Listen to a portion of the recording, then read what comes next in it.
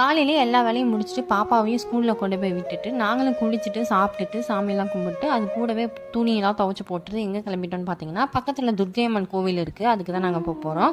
துர்க்கையம்மன் கோயிலுக்கு வந்து வெள்ளிக்கிழமை செவ்வாய்க்கிழமை போனால் ரொம்ப ரொம்ப நல்லதுன்னு சொல்லுவாங்க. அதுக்கு பக்கத்து வீட்டாண்டி வீட்டிலேருந்து பூ இருந்துச்சு, அதையும் நாங்கள் பறிச்சுக்கிட்டு கோயிலுக்கு கிளம்பிட்டோம். இதுதான் கோயில் போகிற வழியில் இருக்க வியூவு.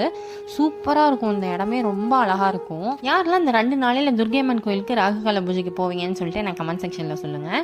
நாங்கள் வந்து இதுக்கு முன்னாடி பண்ணிட்டு இருந்தோம், அது பண்ண முடியாமல் போயிடுச்சு. மறுபடியும் ஸ்டார்ட் பண்ணியிருக்கோம். அந்த டைமில் வந்துட்டு எலுமிச்சம்பழத்தில் விளக்கு போடுவாங்க, நல்லெண்ணெய் ஊற்றி. அது வந்து ரொம்ப ரொம்ப நல்லதுன்னு சொல்லுவாங்க. நம்ம வேண்டியது கண்டிப்பாக நடக்கும் அப்படின்னு சொல்லுவாங்க. அப்புறம் விளக்கெல்லாம் பற்ற வச்சு எடுத்துகிட்டு போயிட்டு சாமி கையில் கொடுத்துட்டு அதுக்கப்புறம் அர்ச்சனைலாம் பண்ணிட்டு துர்க்கையம்மனை பார்த்தா அவ்வளோ அழகாக இருந்தாங்க, அவ்வளோ அழகாக அலங்காரம் பண்ணியிருந்தாங்க. நல்லா சாமி கும்பிட்டு வந்து உட்காந்தோம், பிரசாதம் கொடுத்தாங்க, அதையும் வாங்கி. இந்த ஆலமரத்தை பார்த்தாவே உங்களுக்கு தெரியும் இந்த கோயில் வந்து எவ்வளோ பழமையான கோயில் அப்படின்னு சொல்லிட்டு. ஸோ கண்டிப்பாக நீங்கள் சேலமில் இருந்தீங்க அப்படின்னா அந்த துர்க்கையம்மன் கோயில் வந்து ஒரு வாட்டி வந்துட்டு போங்க.